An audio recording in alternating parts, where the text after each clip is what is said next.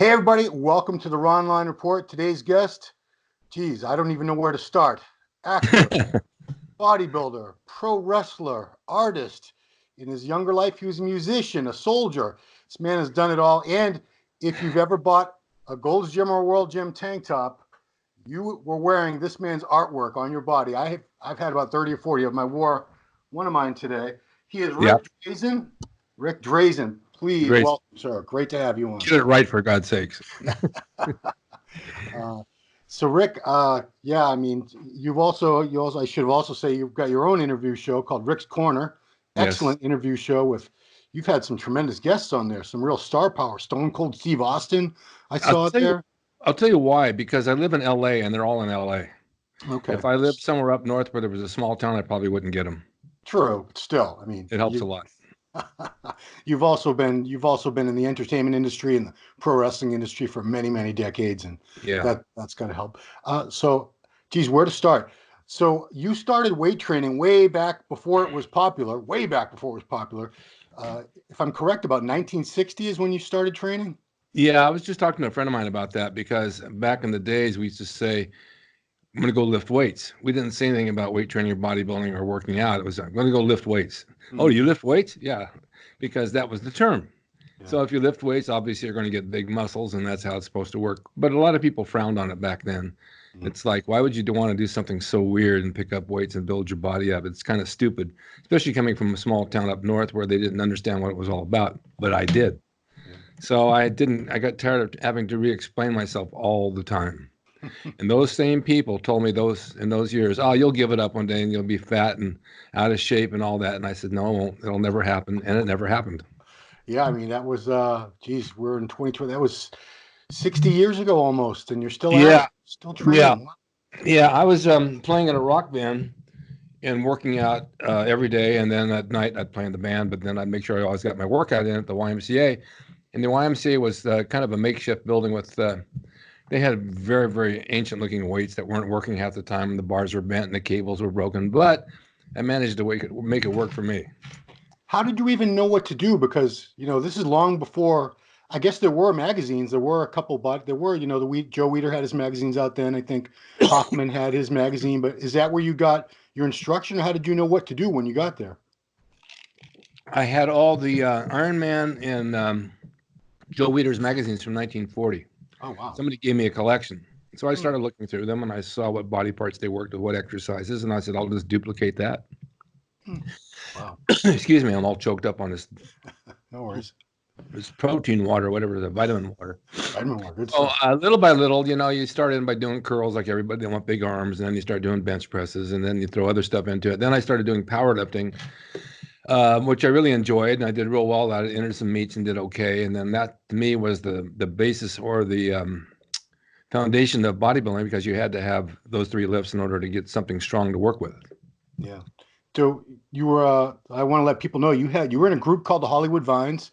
You were signed to Capitol Records. You had at least two hit singles according to Wikipedia. Yep. And you were enlisted in the Army. You spent 8 years in the Army. So were you able to keep up the weight training during your Well, it two wasn't like that. stints? I spent 8 years in the reserves. Oh, okay. Um, I went in on my birthday right out of high school because I didn't know what I wanted to do. I did not like school. Yeah. And my parents says, "Don't you ever have any homework?" I said, "Nope, they don't give me homework."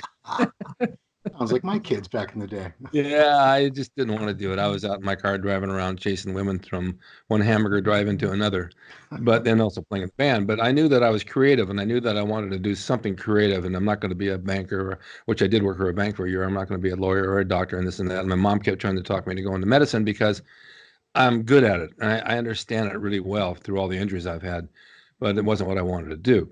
Mm, So I had a recording deal. We played the Hollywood Bowl. We played Gazzari's on the Strip, and we did Las Vegas. And I was a really good guitarist, probably the best one in town at the time. mm, And then I started working out. And then I thought to myself, there's no reason that I can stay in this town anymore. I've outgrown it. mm. There's no future here unless I want to sell cars or work on a ranch or in the oil fields. Right. So I took a job in Los Angeles working for Kellogg Cereal as a salesman, which I didn't want. Mm, But they give you a car and expense account, and they moved me to LA, which I could get my feet in the ground and start doing something where there's more room to grow. And I did, and I moved down to Torrance, and I really liked it down there. And I'd go back and visit my mom. My father had passed away when I was 18, and I had gotten out of the Army. But I joined the reserves, and it was a 6-month active, and then you had the standby, then you had the summer camps and all that. So I put 8 years in. But I made sergeant real quick, and then they wanted to send me to officers candidate school in the West Point, and I said, no, I don't want to go in the military. I can't be that rigid as far as taking orders. Yeah. So that's where it led into my music. And then at 1965, I made a left turn into wrestling. I thought, this is something I want to try. My father had passed away, and he used to take me to the local matches when they were in town. And I thought, well, I don't even know how I'm going to do this, other than the fact a couple of wrestlers used to come to the YMCA on Thursdays when they were in town and work out. So I started a conversation to what I wanted to do. And they said, well, it's a hard business to get into, and it's not easy, and you got to travel, and there's no schools. Like there are now, there's schools, but back then there were none. You have to find a wrestler, seasoned wrestler, to train you. I said, well, where would I find that? And they said, you want to go down to the Olympic Auditorium in Los Angeles and talk to Johnny Mae Young. She's the world's woman champion. And she trains a couple of people upstairs on a makeshift ring. So I thought, okay, I can do that. And I asked my mom, I said, you want to take a ride with me to LA? Sure. She said, what are you going to do? I said, I'm going to try out for wrestling. She said, you got to be kidding. You're not going to do that. I said, I'm going to do that. And my grandmother at that time was much older, and she was from Austria. And she's, oh, my grandson, they're not cut out for that type of stuff. You should have a nice job. This is like, I should be a nice girl, right? No, I like the raunchy ones. So they're the best. So I drove down to the Olympic, and I took my mom with me, and I went upstairs to meet Johnny Mae, and she, kind of a cocky woman that's really strong and tough, and she looked at me and she said, take your shirt off. I said, well, okay, but don't get too excited. Stand back. So I took it off, and she looked at me. She said, you know, I could make a lot of money with you if you let me manage you. I said, well, okay, let's try it. So she threw me around the ring and body slammed me and gave me mat burns and bruised me up. And she told me how to go with it and what not to do and what to do for about 2 hours. My mom sat out in the stands at 14,000 vacant seats with the pigeons from the beach flying in and out and crapping all over everything. When I came out, she said, I heard you in there. She said, what happened? I said, well, I got mat burns. I got a few things. She says, did you get it out of your system? I said, well, I got to come back tomorrow. She said, you're kidding me. I said, no. And I lived in Bakersfield. It's 108 miles away. 112. So every day I'd drive down and train and drive home, hit the gym, and I'd do this for 5 or 6 days a week. And until I learned what I was doing, it took me 6 months. But back then, I had to learn American style, Japanese style, Mexican style, and shoot wrestling in order to protect myself. So she taught me all facets of it. And then the night came. You're going to be on Channel 5 Wednesday night, so you better be prepared. KTLA? Is it so? Yeah. Yeah. Okay. I said, there's a guy that was wrestling the circuit. There was Pedro Morales and Buddy Killer Austin and Mr. Moto and all these guys. And I saw them all work. And I wasn't too sure about the business end because it's really closed. And you don't know if it's a shoot, if it's real, if it's not real. You don't know what it is, but you know that they're working hard. And when I saw Buddy Austin, he'd come in the ring drunk half the time. He was a big man with huge hands, big belly, skinny arms, but strong as an ox. He said, I hope I never have to work with that guy. Killer Buddy Austin, he'll kill me. So she had the office boys come in to look at me in the ring to see what I was like. So she brought in Mr. Moto, Buddy Austin, Jules Strongbow, and a couple other guys. So Buddy got in the ring with me. He says, let me see how you're learning. So he locks up with me so tight, so hard that I saw stars in my head. I said, oh, my God, we don't do this in training. He says, I like to lock up tight, kid. Then I loosen up a little bit. And I thought, oh, boy. So she says, you're going to be working with him on Wednesday night. Wow. Oh, my God. After all this, and that's who I didn't want. Their first match. Yeah, first match. So we kind of worked out what was going on. And the night came, and the arena's full of people. And I walk into the ring. My mom made me a sequin blue jacket that looked really nice, and I had blonde hair from the beach and tan. And everybody cheered me, and they weren't quite sure who I was, but Jimmy Lennon and Dick Lane really put me over big time. So once I was in there, all of a sudden, here comes Austin up the aisle, giving everybody sneers, and they're all booing him and yelling at him. And I'm thinking, here we go. Yeah, I hope I live through this. So we did our match. We went about 3 or 4 minutes, and then he beat me with a pile driver and went back to the dressing room, and he told me what I did was okay, what I did wrong, what I did right, and how to correct certain things. He was very nice about it. And I felt really good about it. I felt this is going to be okay. And it took off from there. I started doing Channel 5 and Channel 34 every week in the smaller towns like Bakersfield, San Diego, and Ventura and San Diego. And every time I'd work, I'd learn a little bit more. You learn more working in the ring than you do training. It's like anything. I can So, sit and practice guitar all day long, but if I get in with a band, I'm much better because I'm working with other people. so you ultimately did that for 36 years. You were also a wrestling promoter. You had your own organization. West Coast Wrestling Promotions was your first attempt, which Yeah. and then the longest lasting one was American Wrestling Federation. Did you pretty much you went by a lot of names. You were a good guy most of the time. It said you were a bad when you were a bad guy, you had to wear a mask. I guess because you were just too good looking and nobody would have no one they wouldn't You have can bought play, you as a but you can heel. play that on the ego thing where you're so good looking, you're better than anybody. You That's know, true. I had West Coast Wrestling Promotions. I started in Santa Monica with a guy named Jan Madrid, and we were going to put a show on at the Civic Auditorium in Bakersfield. Well, the problem is that the Olympic Auditorium, it was Jean LaBelle's mom, had a monopoly on the athletic commission, and anybody involved, anybody wanted to start up a show, she'd can them right then. You had Hmm. to fill out all these forms. You didn't have them right, they'd shut you down. She had them in her pocket. And so we ran a show and they tried to stop it and they put flyers up and closed me down and this and that. And I thought, oh my God. She said, why don't you just give it up and come with me and work for me and you can promote towns from me? Well, there wasn't that much money and I didn't want to. I want my own thing. Hmm. So I let it go for a while. Then later on, I started up a school out here training people in my backyard in a ring, and then I started just throwing some shows. But I'd go to the schools and I'd get sponsors and I'd put them on and I'd get all my guys in the ring and I'd sell out every house I did. It was just amazing how much, if you do it right, how you can make it happen. And I'm a pretty good salesman. So I would sell them the show for 2,500 and split at the gate. And that's how it worked. And Or it worked pretty good did for me. were you instrumental or did you start the careers of anybody that we would know? Anyone who went on to I become had really big run stars? shows and I used to use John Cena for $50 a match. Oh wow, okay. Some of those guys, the guy wrestles now as the Russian Rusev. Yeah. I trained him for 4 or 5 years, and now he's in Saudi Arabia working. He bought a house by me for like $1 million. Hmm. So when he's in town, we go to the movies and we go out to eat. And he says, "Never lets me pay." He says, "You've done too much for me." Hmm. So a lot of those guys have been. Chris Jericho's been over here. Steve Austin and I are pretty good friends, and he's been over here. Um, I don't know. I stayed in touch with all of them, and even some that I didn't know or I'm friends with now, just through the years of just what I do. Yeah. And having the show helped a lot because I had other shows I was doing after Buzz TV, and I brought some guests on there. And then I had Actors Entertainment in Hollywood, where I interviewed writers, actors, producers, and people in the music field, Hmm. and some big name people. And then another company called Empower Me TV got a hold of me. They said, "We want you to bring a show over here in Hollywood and call it Ric Drasin Live." I said, "Okay, I can do that." And I brought guests on there like Gary Cole, who's almost in everything. And I brought Fritz Coleman, our weatherman. Yeah. And then I started off there doing Tough and Tender about relationships. And I was with my girlfriend at the time, Ina Tuller, and she didn't know anything about being on TV or doing a show. And she had a Russian Israeli accent, and she's gorgeous. But I taught her how to talk to me on there, and she did really, really well. Hmm. Not only that, it improved her skills in her company that she owns. When she gives speeches, she got confidence out of it. So both those, all these went for about a year and a half, but I still kept my Rick's Corner.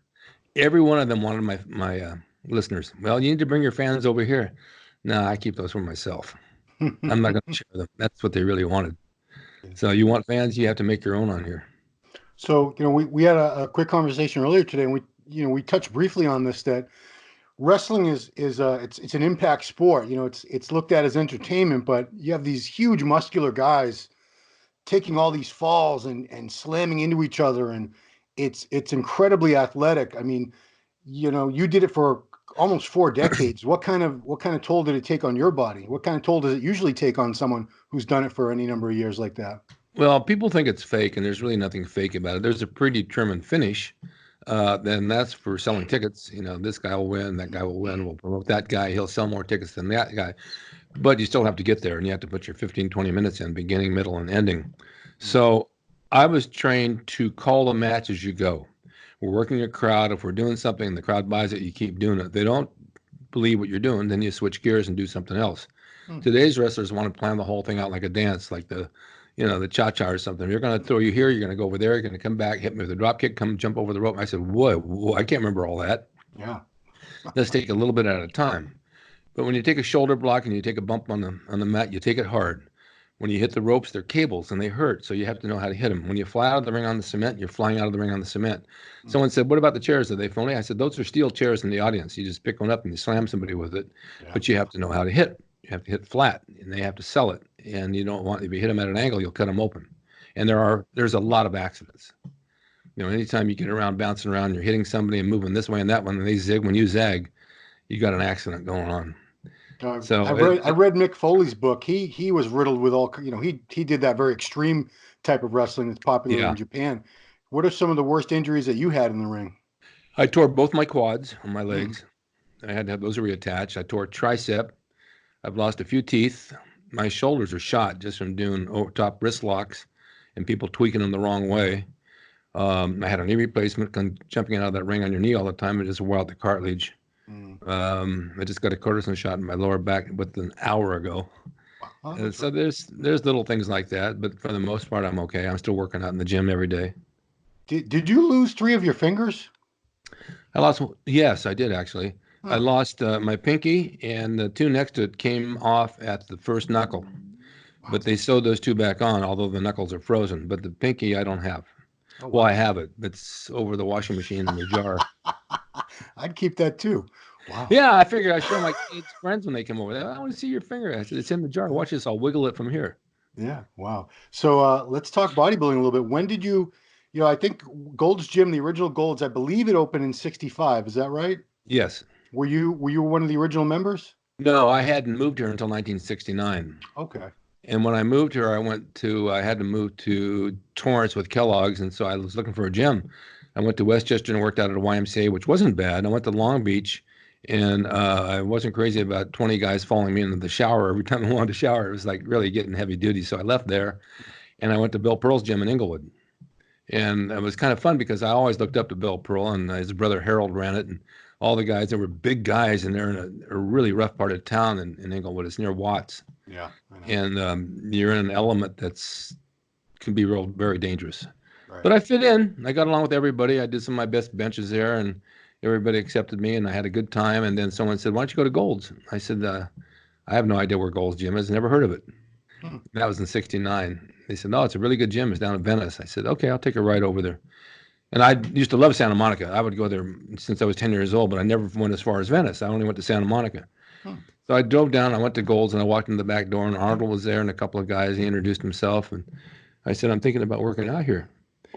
He says, well, we're going to work out right now. What are you going to do? I said, maybe chest. He said, okay, we'll do it together. Then we became friends, and then it started the ball rolling. So I left Torrance and moved to Santa Monica on 10th and Wilshire, which at that time is a furnished 1-bedroom for $135 a month. That's got to be, I would bet that's $2,000 a month now. Easy. Oh, easy. Yeah, I was right down the street from 5th and Wilshire, which was Zookie's Delicatessen, where everybody hung out. Yeah. All the guys from the gym would hang out there and eat, the corned beef sandwiches and whatnot. And then on the weekends, we'd go across the street to the House of Pies and load up on pie. So it got to be a regular deal and good friends. And we hit the same restaurants. And on the Sundays, we go to the beach. And one guy brought homemade ice cream. And we sit out in the sun and eat ice cream and then go back and train a little bit and come back down to the beach. It was a lifestyle you can't beat. So it was, it just seems, we all of us now, we look back and sort of fantasize about being part of that scene. And obviously it's never going to happen, but it seems like it was just such an elite little club. I mean, there were so few quote unquote bodybuilders in the world, period. And it seems like most of the best ones were in that little area, which I guess that's why they ended up calling it the Mecca, because everyone migrated over there. What was it like to be part of such an elite group where you really were probably the top 2%, I should say the top few best built people in the world hanging out at that one gym? Well, oh, you just gave me chills. Yeah. I don't know how to answer that. You're right about that. It wasn't widely accepted, and you'd walk around LA and people would see you, or I'd go on an audition with Arnold. We were walking down the street and people are all staring, bodybuilders. They'd never seen him before. We'd go to the marina at night where all the girls were hanging out, and they were like, just, oh my God, can I touch your arms? Can I touch your abs? It just wasn't a common thing. Well, Gold's was the Mecca, had all the good guys there with Arnold and myself and Dave Draper, Frank Zane, Ed Giuliani, and a number of guys that trained, and we all trained together. And it was a camaraderie a friendship that you just can't find anywhere else. We'd hang out together on the weekends. We have parties. We go to the deli. We go to the marina. And then we all go to the beach. It was right across the street. But then you had the Valley. You had Vince's gym. And Vince's gym out here in the Valley, 17 miles different. You had Don Haworth, Larry Scott, and some of those guys. And they were not rivals, but they were like the other high school. You know what I mean? And we all knew each other and we all got along, but it was just a different training method out there with Vince. He had his own way of training, but they all looked great. But you're talking that, it was interesting to be one of the top guys in the world because I'd never thought that would ever happen. And when I walked in the door and met Arnold, and then Joe Weider came and I met Joe, and Joe liked the way I was built. He says, "You want to model for my magazine?" And I said, "Yeah."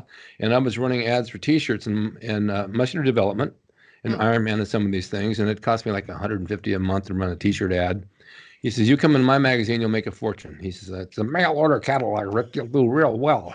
Yeah. He says, "And I'll trade you ad space if you model my products," because his ad was like $1,000 a month. Yeah. He did. He kept his word. Made me a full page ad and put me in the magazines, and pretty soon you become well known as some of the top guys in the world. Now, I didn't have to compete in order to be one of those guys because I was wrestling, but I could stand right next to Arnold and looked almost as good.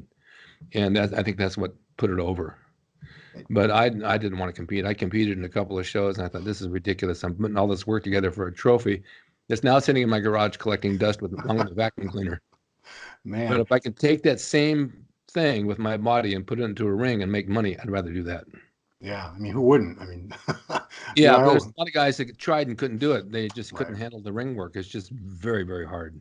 Well, I think I've talked to so many bodybuilders who think they could be great actors or pro wrestlers just because of the way they look, and obviously a lot of them try acting, and it just doesn't pan out for them because they can't act and they have no personality. I played on Charlie's Angels. They had a part called Mr. Galaxy. It was myself and Roger Callard, and I went in to read for it. She read 200 guys, and I went in and I read, and she said, "Oh my God, finally a bodybuilder that can act." So I got the role, and it was a leading role, and it was okay. I look back on it now, I thought it was kind of amateurish, but I mean, I can do much better now. Yeah. I know what it's all about. But same with wrestling. It took me a while before I figured out what it was all about. You have to understand that it's storytelling. You have a beginning, middle, and an ending, and it has to coincide. Everything has to work together. And when you get to the end of the story, it has to coincide with the beginning of the story. Everything goes around full circle. Yeah. So these are things that people don't understand. They think you just go in and beat somebody up and run out of the ring, but it's not like that. And acting is about, you're only seeing your face on camera when you're being cast in something, and your expressions are what counts. If you're going to give a line, it's got to be seen in your face that's believable, not just a bunch of words coming out. And most guys couldn't do it. I want to test Wikipedia's accuracy. Were you in the movie Ben? Yes. In 1971, you were killed by a horde of rats. Yes. Because Ben could control the rats. Or was Ben the name of the rat? I can't even remember. I think that was the name of the rat. That was the head rat. And did the Jackson 5 do that title song for the movie? Michael Jackson did. And I also I knew you had been on The Incredible Hulk, but you were actually a pretty iconic role because there was an episode called Prometheus. That's it. And you were like a half transformed. You were, I don't know, you'll have to explain because I used to love that show. What they did was they wrote a part for a guy to play half Hulk. In other words, he was called the Demi Hulk. Bixby goes up halfway and gets caught in the middle between the Hulk and himself, and he can't get back. So Ferrigno comes in the gym. He says, "I want you to go and meet the producer for the Hulk. You're perfect for this role, and they want to talk to you." And they talked to Frank Zane too and somebody else. And when I went in there, Ken Johnson was the name. He looked at me. He says, "Oh my God, you look like Lou and Bill Bixby had a baby. You're the same face." So I got the role, and they gave me the makeup. I used to go in 5 a.m. and sit for 2 hours of makeup, and then all the running around in between was me. And then a couple of lines with the girl, and I had quite a bit to do actually, and it took off and became one of their best episodes. Is it true that they didn't give you any credit on the episode, and people were trying to figure out for years who played that character? I don't think they gave me credit. No, I don't think they gave me credit. Yeah. So I think it took until the internet, it took many years later to people to know Ric Drasin played Demi Hulk. Until then, the fans were debating and throwing up different actors' names over and over. I could probably take some pictures from there and go to Comic-Con and sell them. Yeah, I mean, yeah, I want to talk about the logos because that's, if you're famous for a lot of things, but I've always associated your name with the Golds in the World Gym logos, right? Because those are iconic. I mean, I guarantee you, 99% of the people watching this have worn one of your logos at one time in their lives. I'm sure. I've owned, gosh, probably 50 tank tops, t-shirts, rag tops, sweatshirts, hoodies with Golds or World logo. So the first one was Golds. How did the Golds logo come about? I was in the gym one day and I like to doodle when I go to eat. I take a pen, doodle on a napkin. Hmm. And I did some shirts in Bakersfield for the local YMCA groups and some of the clubs and some of the bands. And so I guess Ken Waller knew this, and Ken Sprague and Arnold, we were all talking. I said, we need a logo for the gym. Yeah, Rick, you want to draw something? I said, yeah, we were. It's okay. I said, I can draw something. He says, how about like a Mr. Clean look with a barbell in his hand? I said, no, it's not a problem. So I went home and I drew it and I brought it back to him. And Ken says, I like that. I just want to bend the bar a little bit Hmm. because it was straight to show heaviness. So we did that. And they took it to the printer and they started printing them up with my signature by the foot. Later on, they put a trademark on there, took my signature off, which I think was stupid. Hmm. But it just started selling and getting huge popularity. Yeah. And then I did one front and back, double biceps, but they only made like 12 of them in tank tops. I Yeah. still have one. And I still Hmm. have 4 of the originals off the press. So this was in 73. And then Joe Gold had sold the gym twice and someone else. At that time, I believe Ken Sprague owned it.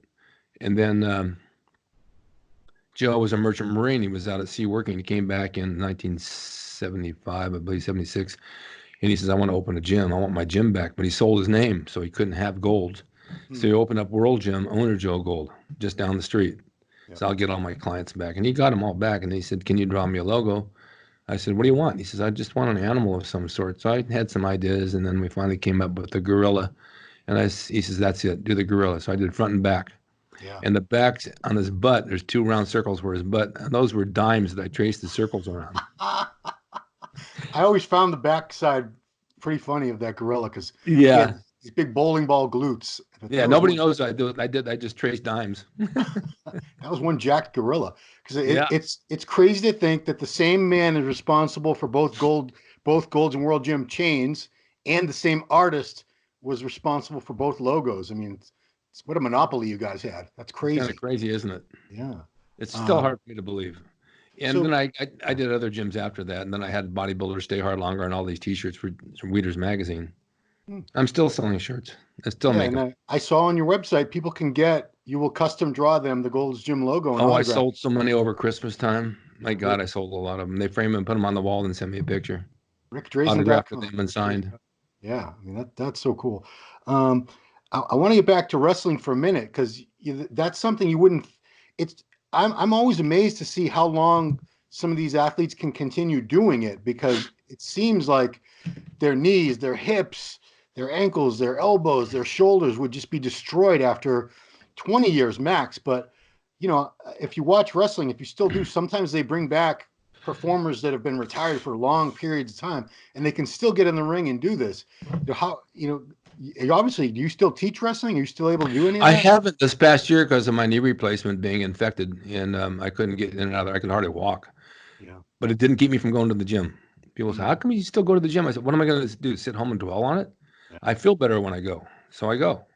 Mm. Um, there are some guys that can't walk; they're in wheelchairs, and some of them like canes. I'm using a cane right now, Mm. but you got to do what you got to do. I had a walker. I went to the gym in a walker every day for a while, just to work out, and there were people who were like very helpful. Let me load that for you. Let me get this for you. Let me get that for you.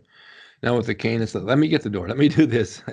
It's okay, but I just got to keep going and do what I do. If I don't do anything, I'll fall apart. But a lot of the guys have died, from taking pain pills with alcohol.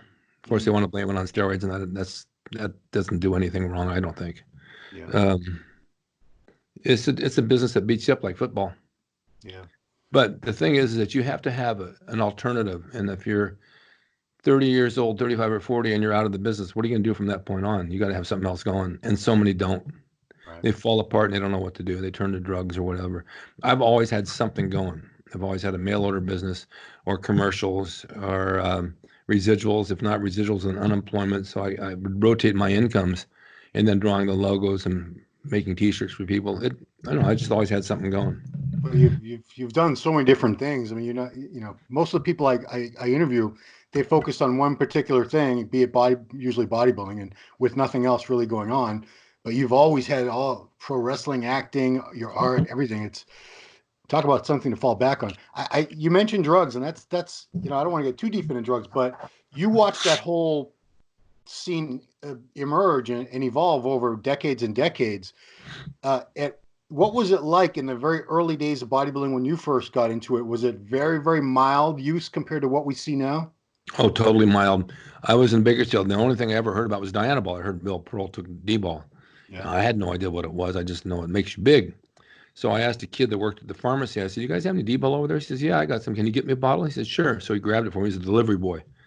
And I took it and I just blew up. Mm. And then I asked one of the ringside doctors to give me some, and he says, "Yeah, I'll get it for you. It's not a problem. It's not illegal." Right. So one night I was wrestling. He says, "Just go to the pharmacy and have him call me." This doctor was a real character. Yeah. He was from the athletic commission, but he also took care of a lot of welfare patients, and he had a real rough voice like this. So I had the pharmacy call him and say that I was there and I wanted something. He says, "Hey, is this Dr. Schwartz?" "Yeah. What do you want?" "You got Ric Drasin here." He says, "Give him anything he wants." So I got the D-ball. Then I tried the Winstrol, and the Winstrol made my skin like really nice and silky. And I didn't do any injectables other than B12. And later on, I started a little bit of DECA and test, very little amounts. And it really helped quite a bit because it was all new to me. My body just accepted it. But I don't think anybody took too much. I don't think Arnold even took too much. It wasn't illegal, but no one really overdosed on it. And there was no growth hormone then and all this other stuff. Well, see, that's the thing. I always wondered because people now start off with a gram.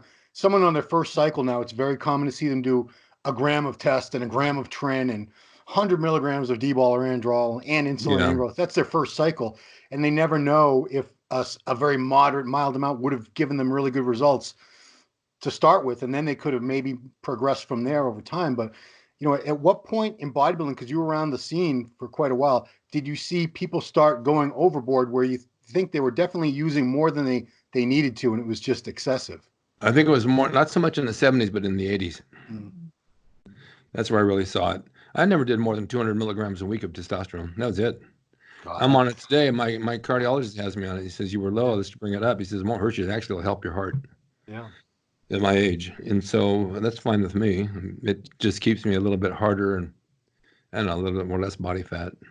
Because I look at the 70s and 80s. I didn't start following the sport until about 87, but I don't ever remember hearing about health problems on anybody. No. You never saw these bubble guts on anybody ever. Nope. The term didn't exist because nobody had a gut.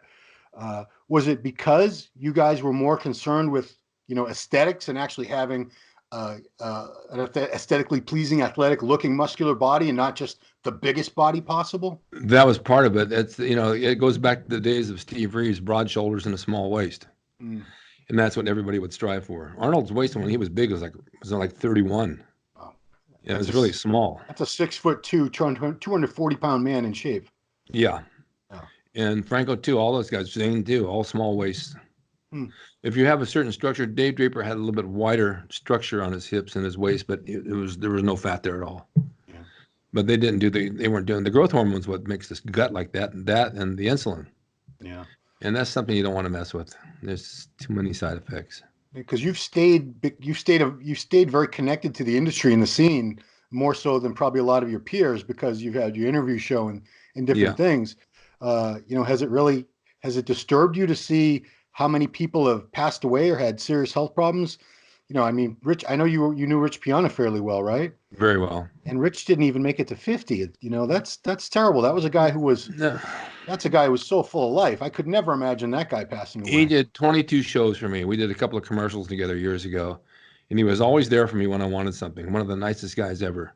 And he came over a couple of times. I said, "Rich, you just don't look good. You're breathing hard." He said, "No, the doctor says I'm fine." I said, "I'm no doctor, but I know that I don't think you're fine. You're just breathing way too hard, and you look like you're struggling." And then when he came on camera, he took his shirt off and he put a tank top on, but it was a size medium. I said, "What do you put a medium on for?" He says, "Well, it makes me look bigger."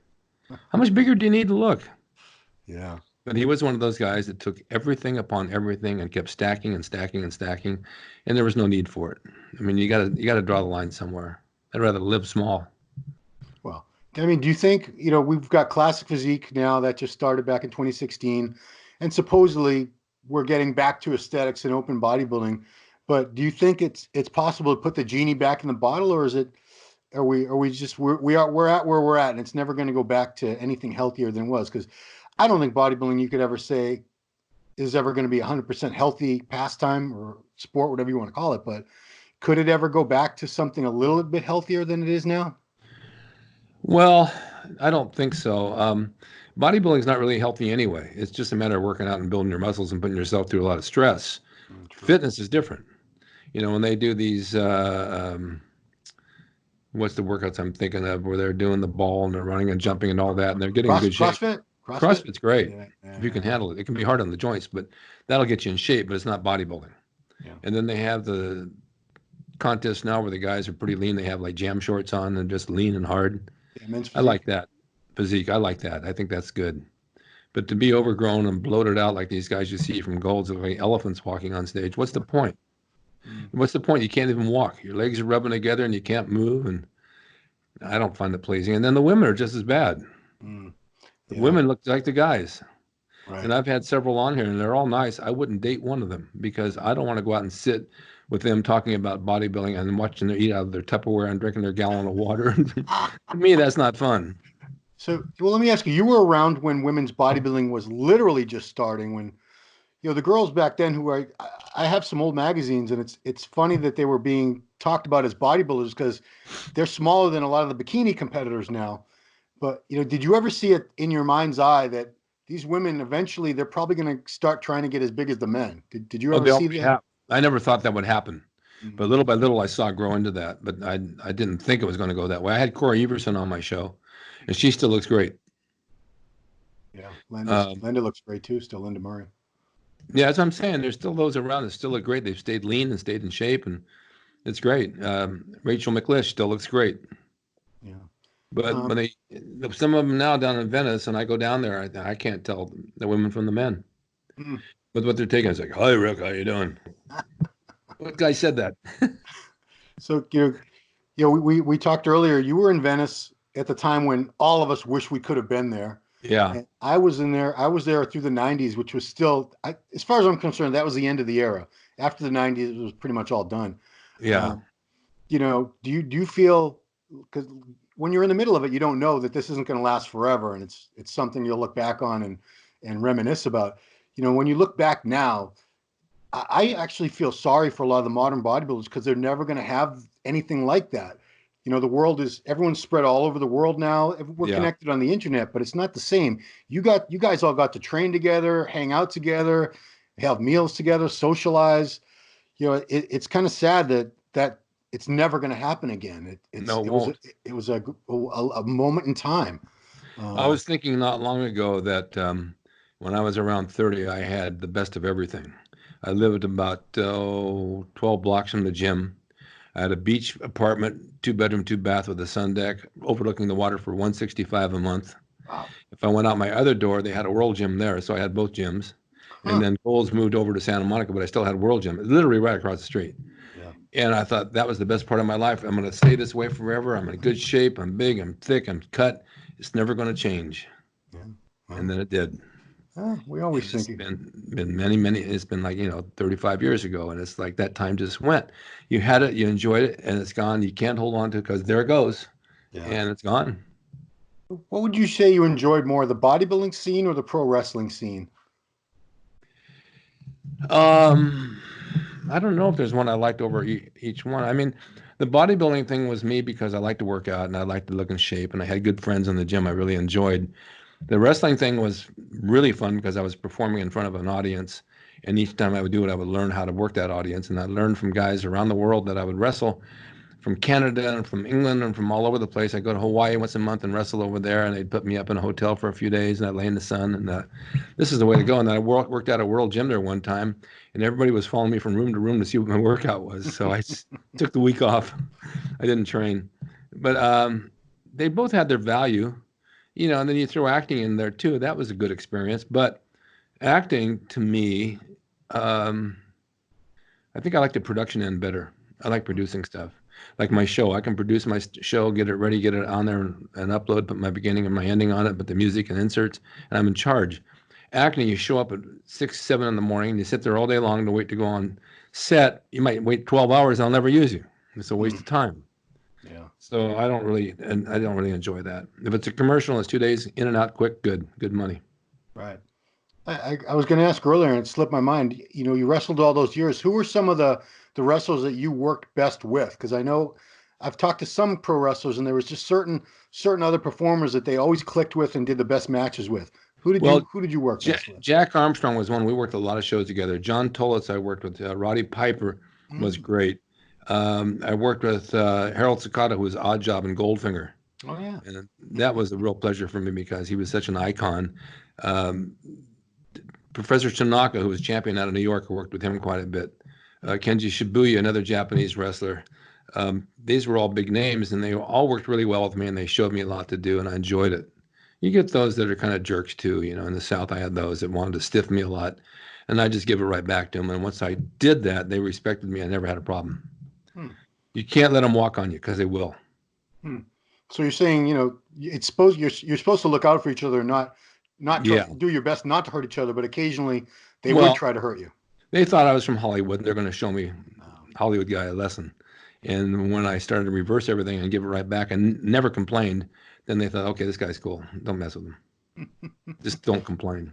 Cool. It's really funny though, because my mom had told me after so many years when you said how I was in the mecca of everything and seen all over the place, she says, it just amazes me that a small town boy like you moved from Bakersfield to LA and all of a sudden you're in all the magazines, you're doing commercials, films, you know everybody in town, you know all the actors. How'd this happen?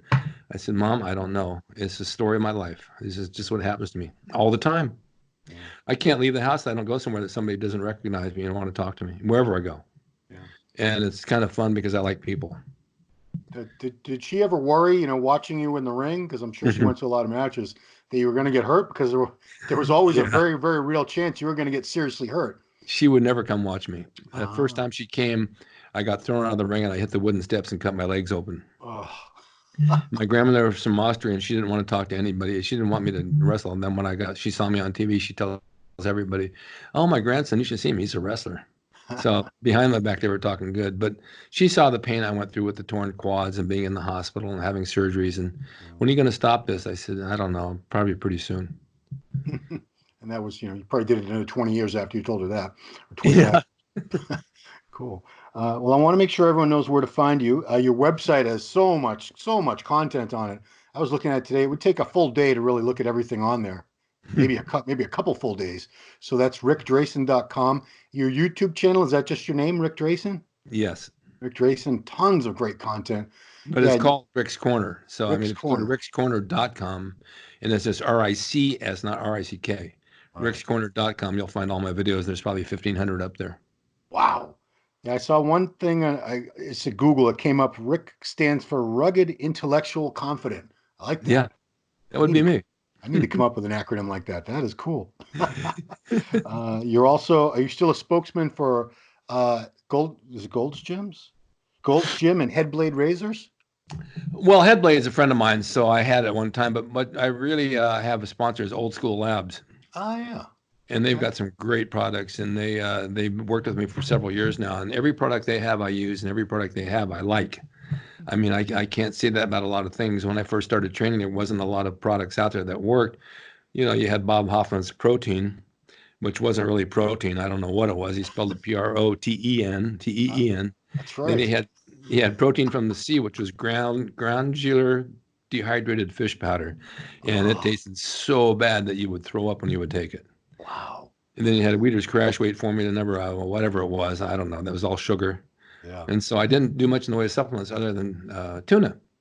But today there's some good stuff out there, and Old School Labs has a lot of good stuff. And I'm not just trying to pitch them. I really believe in what they have. Yeah. It's good I mean, stuff. you know, you must have seen quite a progression because I started using supplements, like I said, probably late 87, 88, Uh-huh. and they've come so far in that span of time to now. I can't even imagine how bad they were in the 60s. Like you said, just I wonder if there was any actual benefits to using any of those products at that time. I used to take milk and put dehydrated milk powder in my milk just to make it rich. Yeah. But then I went down to the beach one day. This is long before I started getting into heavy training, and I talked to some wrestlers and bodybuilders, and I saw one guy drinking a quart of cream. I said, "What are you drinking?" He says, "Cream." I said, "Why not milk?" He says, "Because cream is fat, and the fat's used as energy, and the milk has carbohydrates." Never thought about that. But today's diet, the keto diet, is cream. Yeah. So he was way ahead of his time. This is in the 50s.